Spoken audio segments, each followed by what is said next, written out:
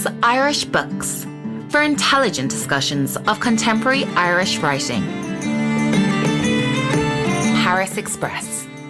This episode looks at Emma Donoghue's tale of real passengers on a journey across France, unaware that they are headed for disaster. Irish Books is hosted by Christopher Murray. This time we're discussing Emma Donoghue's novel, The Paris Express. The year is 1895 and a passenger train hurtles towards Paris. What's remarkable about this train, Donoghue writes, is that she's heading straight for disaster. With me to discuss Donoghue's novel is Dianne Hall. Welcome, Dianne. Thank you.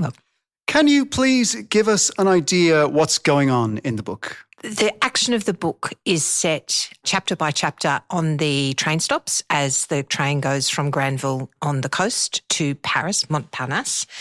And so that's the scope of the action. It's all happening in the course of a day. It's all happening in the course of that journey, yes, the hours of the journey of the day, yes. And the action goes a little bit like you would think when you walk along a train. You see glimpses of passengers as you go. So we have glimpses of passengers and their background and their inner emotions going from first class through to third class, and also a fair bit on the staff of the train. As to what the disaster is or what's going on the train. I think it's really interesting that it is set up as a disaster. It's set up on the blurb at the back, and right from the start, right from at the end of the first chapter, the train is in a sense anthropomorphized, that heading towards disaster. So we know a disaster's coming. Given that, she says we know it's a disaster. There's a reference on the blurb at the back that it's based on a historical disaster. Donoghue still manages to get tension within the novel as to what that disaster is going to be. So you think you know what the disaster is going to be. It builds up tension throughout the book, and there's a twist at the end. She wrong-foots us completely, doesn't she? Yes, she does, yeah.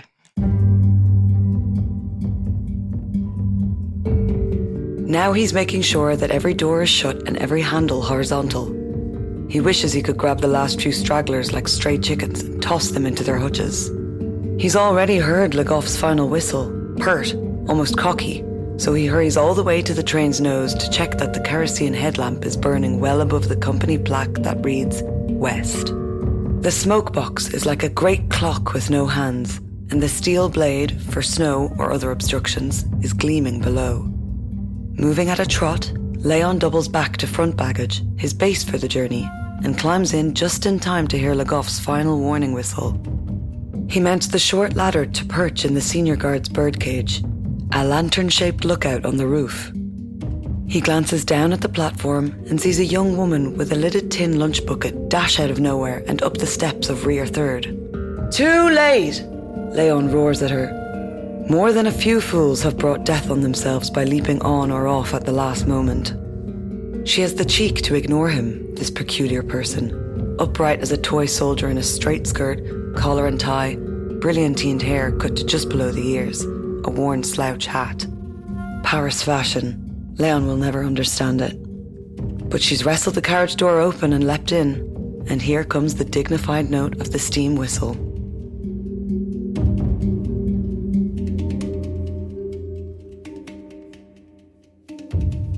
Early on in the novel, we meet Mado Pelletier, who styles herself androgynously.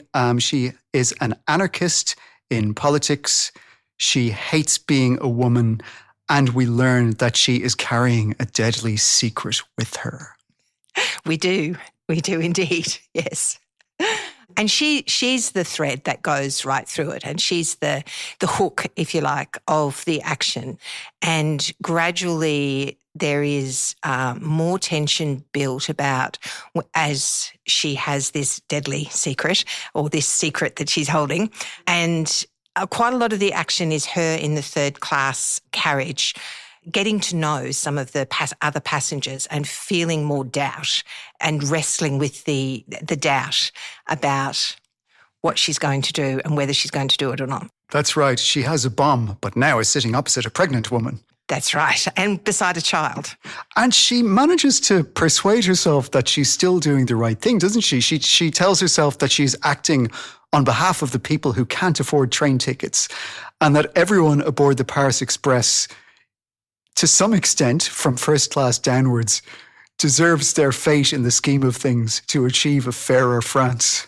Yes, that's the action. And really interestingly, Donoghue juxtaposes that with an older working class woman, Blonska, I think her name is, who rumbles her, who realises what she's going to do. And so then there is quite a lot of emotional intensity between Blonska realising what she's going to do and Mado realising that Blonska realises what she's going to do.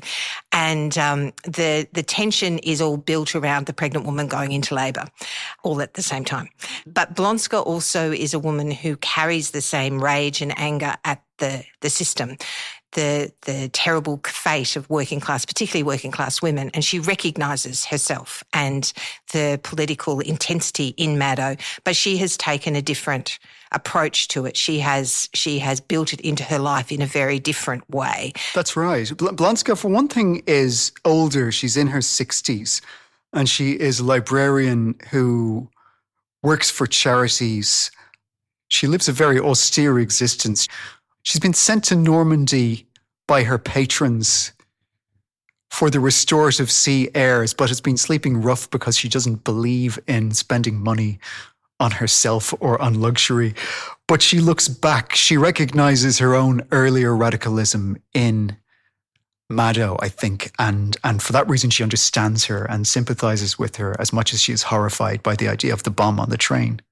Yes, and she emphasises that she's channeled her rage at the system and at the downtrodden working class into small and large acts of charity, individualised, whereas she sees that Mado has read the right books, and she says that somewhere. She's read the right books, she's got the education, but she's wanting something, she's channeling that into something that Blonska has decided is counterproductive. It's not going to make a difference. Whereas Blonska thinks to herself that her individualised acts, although small, do make a difference. Yes, Blonska reflects that all Mado can think of to make of herself is a flaming spear to throw at the world.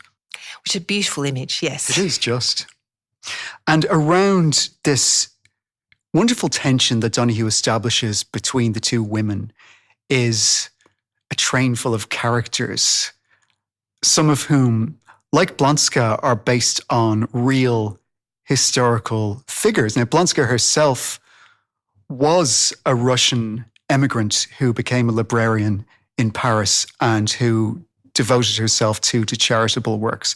And we meet a great number of other well-known historical figures, well-known to various extents, aboard the Paris Express, whom we know weren't on the real train journey. And these include John Millington Synge, the Irish playwright, which is I suppose to an Irish listener, the main celebrity aboard.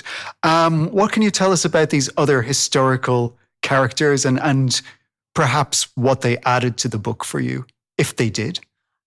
I think realising that they were real, which she gives little autobiographies at the end, and I knew John Synge was real, does add, I think, something, because one of the things she does is she brings together people onto the train who represent, I suppose, the draw card of Paris as the metropole of bringing all these people to it, and Montparnasse in particular. So you've got mixed race people who's a young woman whose father was Cuban, and she's a real character, or she's a real person. You've got a mixed race artist who is also a real person. I'm not sure whether he was actually on the train or he just could have been on the train. And but you've also got politicians. In a way, the politicians who were on the train and are attested to being there are the less interesting in and of themselves. Perhaps.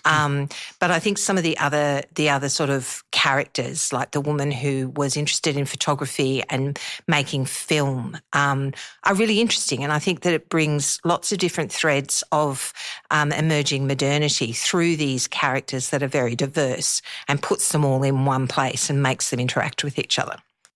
So those well-known historical figures include, for example, Henry Ossawa Tanner, the American painter, Marielle de Heredia, the half-Cuban neurophysiologist, as she would become. And an interesting aspect of the way that Donoghue uses these characters is that they are all aboard a train on their way, as it were, to greatness. None of them is famous yet. John Millington Synge has just given up aspirations in music to devote himself to literature. And he is on his way to Paris, where he will have an influential meeting with William Butler Yeats. So the people that the historians might know from this book have not yet made themselves historically significant. And this is all cast into shadow, of course, by the possible alternate history in Mado's bomb, which might make it all impossible.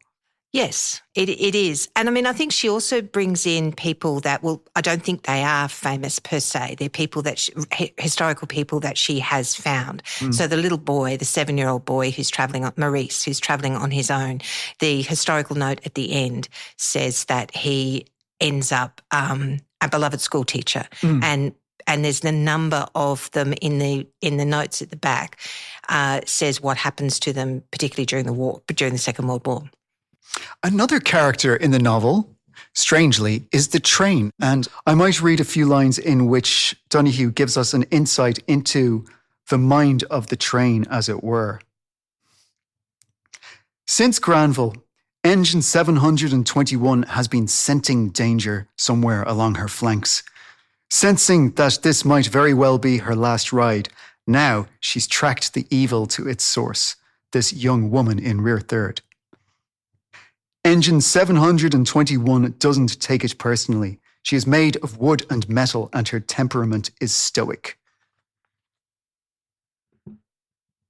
What are we to make of this mind of the machine? I know at one point in Mado's reflections, there is an explicit comparison made of society to the machine, to the unthinking machine.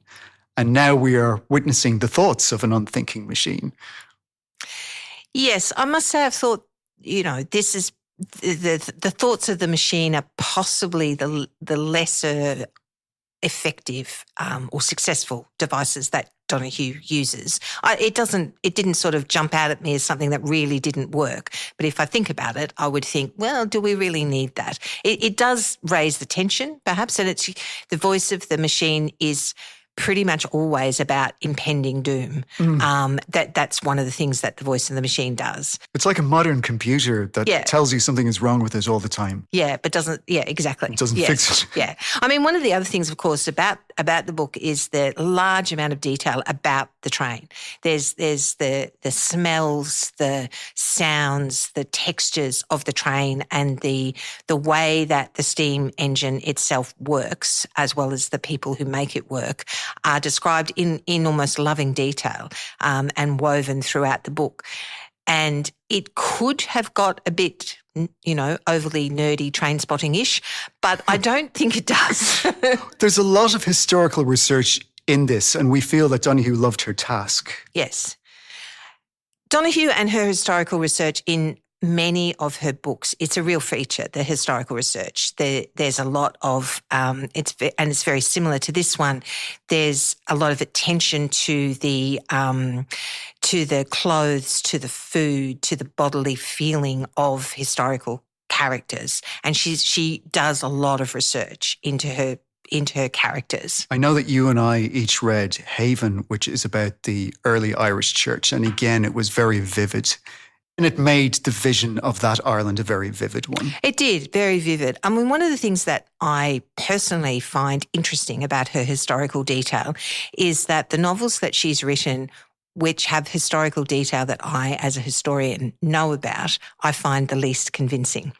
And the ones where she's writing about historical periods I don't know about, like this one, I find I'm really wrapped in it, and I think it's really, really interesting, and I really like it. So I suspect I'm not the audience that she's writing these historical novels to. We could come back to the question of audience, which I think is an interesting one. Is it true across the board? Do all of her novels carry this sense of historical research, or has she written novels which might portray her own world more immediately, or a more vivid sense of the late 20th century or early 21st century? Her first two novels were contemporary novels. They were written in the early to mid-90s. The first one was called Stir Fry and the second one was called Hood.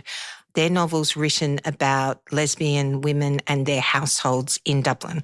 And the first one in particular is a coming out story, and it's very much based in the intensity of a women's share house and the developing realisation of the main character of what the true relationship was between her housemates. I really loved those books, and I read them when I was living in Dublin, living in share houses with women and lesbians. And they were very, very evocative of the mood of the time. And they were, of course, some of the earliest fiction written that was really recognisable about lesbians living in Dublin in contemporary Ireland.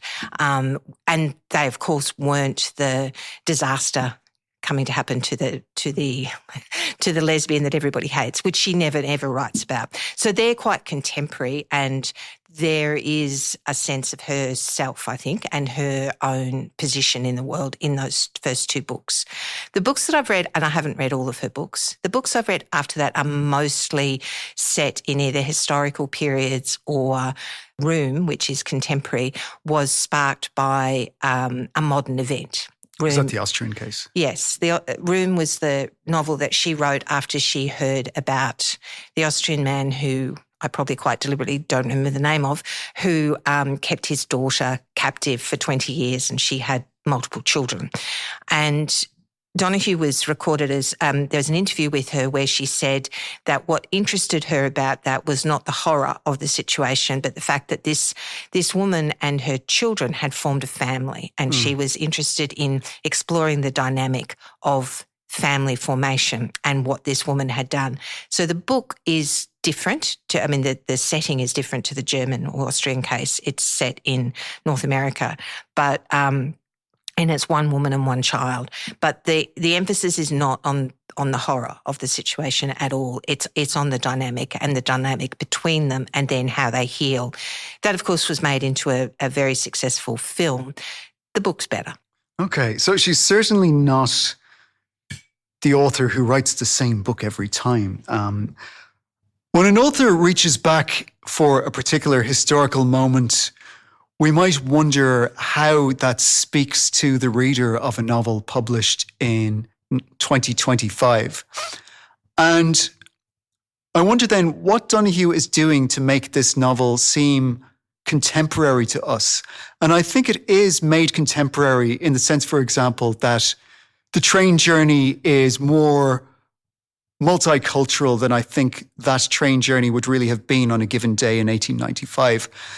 And I suspect that she feels there is a particular potency in this idea of the fin de siècle for us as well, by which I mean this moment towards the end of the 19th century when cultures had a sense of their own frenetic scientific progress. And it brought a moment of self-reflection collectively, which was also fraught with anxiety. And I wonder if Donoghue feels that this speaks to our moment in the 21st century, that we face perhaps relentless progress on one hand and anxiety and a sense of precarity, which might be represented by the fact that it could all be blown apart by a bomb on a train. Yes, I think that the anxiety of the moment, the clash of developing modernity which in the book, I think, is really captured by the train itself and by the speed with which it is able to travel and the speed with which change is coming. And she describes scientific changes, technological changes through photography. She is pointing towards the possibility of time travel. A couple of the characters refer to that. They're reading Jules Verne.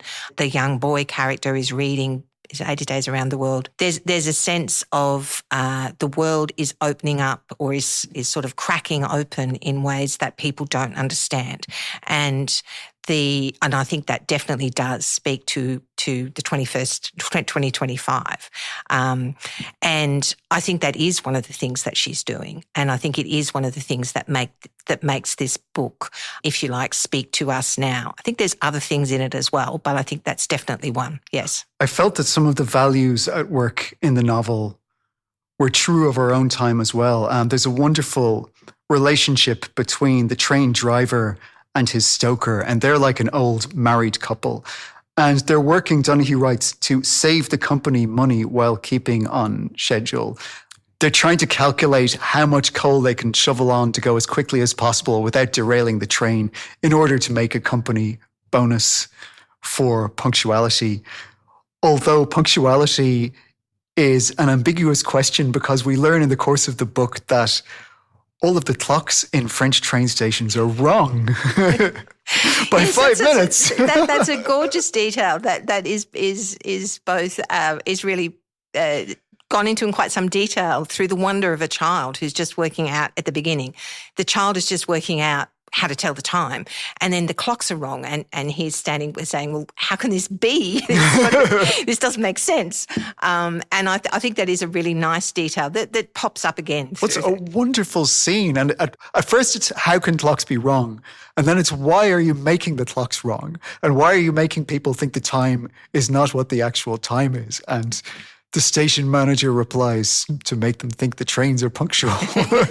Yes, and I mean that comes through a bit. There's sort of you can't trust what you see. I think comes up in a number of points through the train journey. That the train goes so fast, you can't. The landscape is shifting so quickly, it's not real. It's something that a few of them refer to, I think, at times, as well as the central problem of what is in Mado's lunchbox, which is not lunch, but everybody thinks it's lunch except Blonska. Another sense in which you can't trust what you see is that many of the passengers seem to insist on placing themselves in the wrong carriages. We're told that Blonska has the funds to purchase a first-class ticket, but she declines to do so because it's a waste of money. Mado, similarly, might treat herself but doesn't. Henry Tanner, the artist, is in second class because he feels that he would be an outsider in first. So appearances are deceptive, and characters mislead us in various ways in this book. Yes, I think the different classes in the railway carriage are also obvious, are fairly obviously emblematic of class in society, and the fact that the various passengers go between them or are sitting in seats that are not, that they could afford to pay for different seats, or they've paid for. There's one who's paid for first class seats, but she moves to second class. I think it's possibly referring to the slippage and the breaking open of the old order of classes that's happening at this time historically in France, and it is. That's right. It's becoming porous, and Mado, the anarchist, has a fairly rigid vision of the social hierarchy, which might not actually be true anymore. Yes, and she certainly is rigid in her thinking about what the current situation is and what other ways that could fix it. And her vision of how it can be fixed is picked apart in both, I think, direct ways by Blonska's thoughts, because we see Blonska's thoughts as well as Mado's thoughts. But it's also being picked apart by the way that the other characters are moving literally between characters, but are also starting to move through through to modernity, through developments in science. So the woman, the photographer, she's on the cusp of making films. Like, she can see where it's going to go, and she's just trying to convince her employer to sort of let her do that. So there's a shift coming. And the young boy, the 7-year-old, is wanting education, and he's not quite there yet, and he's hoping that he will be allowed to have a proper education. So there's a number of points where characters are on the point of movement, and they can see where they want to go, but they're not quite sure how it's going to get there. And some are just utterly indeterminate, like Anna Lamour, whose name sounds a bit like death and sounds a bit like love. Yes, and she's she's the one who... She has a pet monkey. Oh, she's one with the pet monkey, that's right. She's gorgeous. I think she's wonderful. And the way that she is a very slippery character, of which, historically there were many of these characters who didn't fit and lived in the demi-mode, and she is very much emblematic of that, and her stories of what she does with her artists' belongings. It's interesting that you should say that, because it bears out what you said about your feelings about Donoghue's work, where sometimes she seems to do best when she departs from the known historical facts. Anna Lamore, we're told in the notes at the end of the book, is largely an invention that really only a snippet of information gave rise to this character, and the rest is just coming out of Donoghue's imagination. Even the characters that we do know are historical characters, the way that she fleshes them out is from her imagination. So one of the things that struck me very much in the book is the concentration on bodies and bodily function, which goes throughout the book. There's a huge amount of detail on how people went to the toilet on this train, and as well as what they eat. There's a lot of attention to food and what people eat and how they eat it, and things like how they managed takeaway food, for example, and descriptions of the coffee seller who has a tank on his back, and he dispenses coffee. And it's unwieldy, isn't it? Yeah. And he has little cups which are attached to his coffee machine by a chain. Yes, and the milk is a little sour. And in our post-COVID world, I found myself cringing at the thought of drinking from the same cup that was wiped out with a dirty rag. But the bodily functions, I think, are also emphasised by the women's bodies. We have two women who are ill, and their bodily, the way their bodies are starting to disintegrate is described in quite a lot of detail. That is not. They're not based on what is known about these historical people. She has added that in. And the same with Mado. Mado is menstruating at the time, and that's alluded to on a number of occasions. And of course, Cecile gives birth, and that is also described in quite a lot of detail. And also the reactions of the other people, particularly the men in the third class carriage, who would like to jump out of the train if they possibly could to avoid all the blood and guts. And and she describes that in a great deal of detail, which is very evocative, I think. One of the interesting questions about the book, I think, is the one of genre. We think of Emma Donoghue rightly as a heavyweight literary fiction author. But this one fairly zips along like a thriller, doesn't it? Yes, and I think she's played with genre. Is genre the right word? She's played with different types of writing. She's done a sort of a very, very inward-looking writing that she does in Room, and also in the book that it was also made into a film and has escaped my mind about The Wonder? The Wonder is also a very claustrophobic novel. And as well as the fairly recent one she's done about Anne Lister and her schoolmate is also a very inward-looking claustrophobic sort of thing about feelings. And whereas this one is expansive. This one is lots and lots of people. It's lots of things happening all at once. It's quite a different way of looking at things. It can be. When you put it that way, it can be claustrophobic. It can be a claustrophobic space on wheels when Blonska feels that she is the only person who knows that the person opposite her has a bomb. Well, that's and true. She can do nothing about it. But it's pushing in both directions at once, isn't it? It's expanding. A bit like a train. It's reaching across the countryside, and you're shut in with this medley of people at the same time. At the same time, yeah. It reminded me, in this reflection on genre, it reminded me a bit of Joseph O'Connor's book, My Father's House, to which he's also written a sequel, which is set during the Second World War, during the Nazi occupation of Italy and the Vatican specifically. And it seemed to me that maybe there's a vogue for working across genres in Irish literary fiction at the moment. And I wonder what the reason is. Maybe writers like to try different things, or perhaps it does lend itself more readily to cinematic adaptation, and maybe that plays upon the mind of a writer, or maybe that's too cynical a way to look at it. Well, maybe. I'm sure that Donoghue herself appreciates the success of the films that have been made of her books.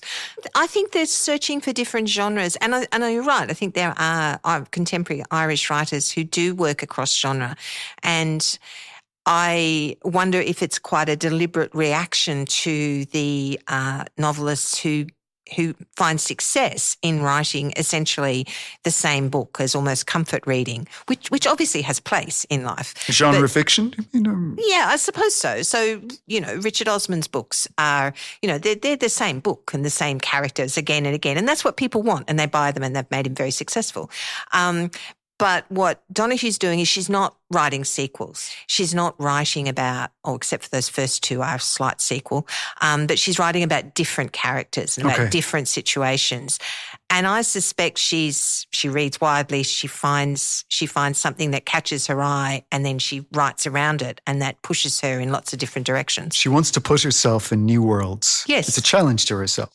Well, I think one of the things that Emma Donoghue does in many of her books, and she certainly does in this book and in Haven and in several of the other more recent ones as well as some of the early ones, is there is a queer aesthetic that comes through in this book. And it's a way that is historically grounded. I mean, I think that some readers might look at what she's done with the various characters who we could call queer and think that it's anachronistic, but actually, I don't think it is anachronistic. And she has, so for example, the driver and the stoker are happily married, but they've worked together and they sleep together. It's intimate. It's very in intimate, its way. and there is a reference to the fact that it's physically intimate as well. And we've also got one of the politicians who, as many people in the public eye do now, who goes off into a toilet and has an encounter, which is this is on a train stop, isn't it? And a train stop, yes. He gets out to relieve himself, as it were. And the time pressure adds to the enjoyment of the event. Doesn't usually help sexual performance, I think, conventionally. Well, it's obviously an unconventional thing. But I mean, the other thing is about the married, one of the other politicians and his wife and her companion are travelling together. And it's obvious that the women have a very, very strong bond. And the politician acknowledges that by the end, that obviously she is closer with her friend than she is to him. But it's not explicit there whether there's any physical attachment there, but there is a strong, intimate familiarity between these women, and that the way that Donoghue pulls those little threads through, I think, is something that comes through in a lot of her fiction, whether it's explicit in sexual relations or whether it's this thread of intimacy and in relationships. Not that she shies away from depicting historical characters' sexual descriptions, but I think that it's an interesting thing that she does put in most of her books. It's interesting that you use the phrase queer aesthetic, because in its most sort of explicit form in the Paris Express, it occurs in this kind of negatively framed way in relation to Mado, who keeps being classified incorrectly by people as a lesbian because of her clothing, for example, but she isn't. Yes. And it's a recurrent trope, isn't it? Yeah. And she says she's not through this, but because of the way she presents to the world, that's how she's coded. And whereas some of the other characters, for example, the two women who are companions, they of course are not coded in that way at all. Neither are the train driver and the stoker. Or indeed the happily married man who... Well, that's a trope that's been going on for a very long time. Well, the happily married man, he's on a train with his family and goes off to find a rent boy. Exactly. It's been happening for years. I think one of the things that I found very interesting, and it could have been overwhelming, but I didn't find it that way, was the shifts in perspective. She goes in and out of people's minds. So this book is constantly changing perspective, isn't it? Yeah, constantly. And that's what I thought was kind of exhausting early on when we're going from one character to the next. And some of the characters we get in their heads and some of them we don't.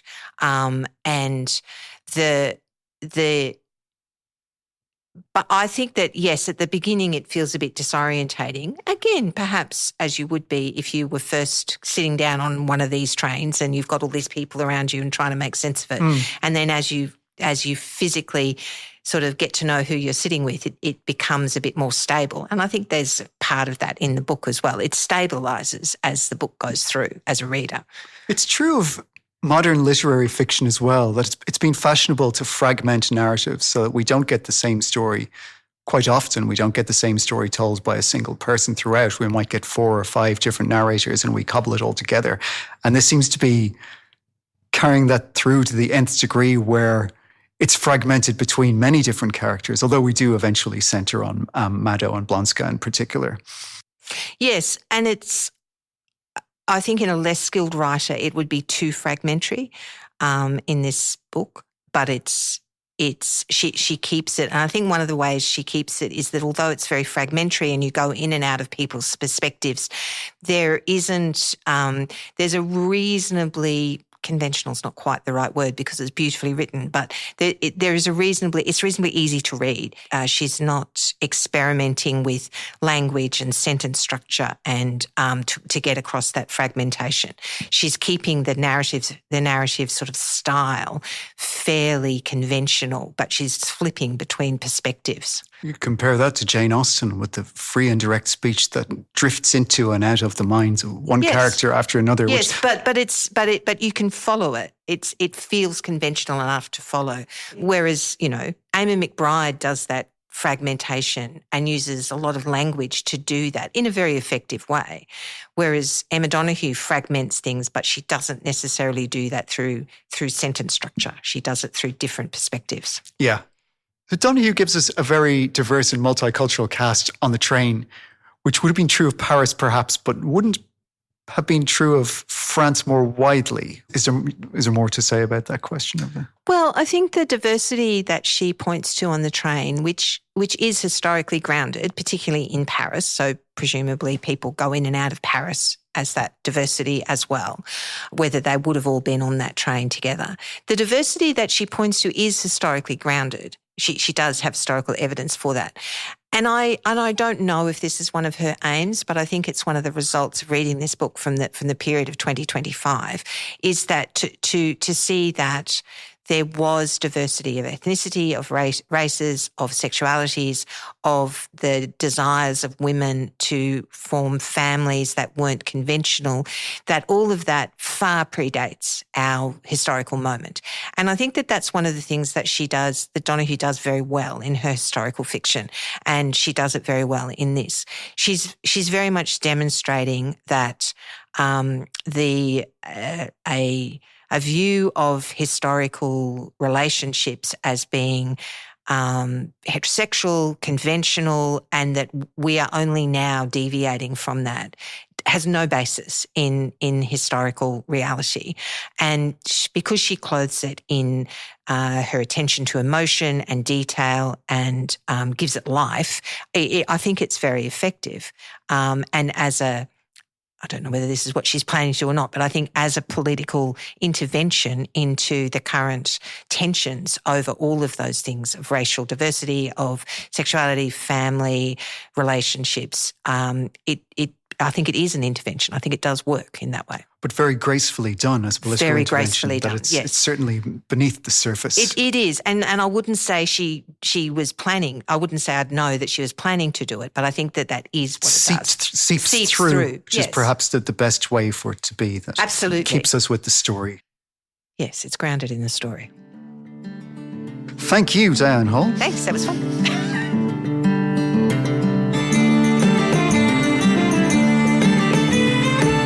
Irish Books is hosted by Christopher Murray and produced by Martin Franklin for East Coast Studio, with support from the Irish Department of Foreign Affairs and Trade, the Embassy of Ireland Australia, and Monash University.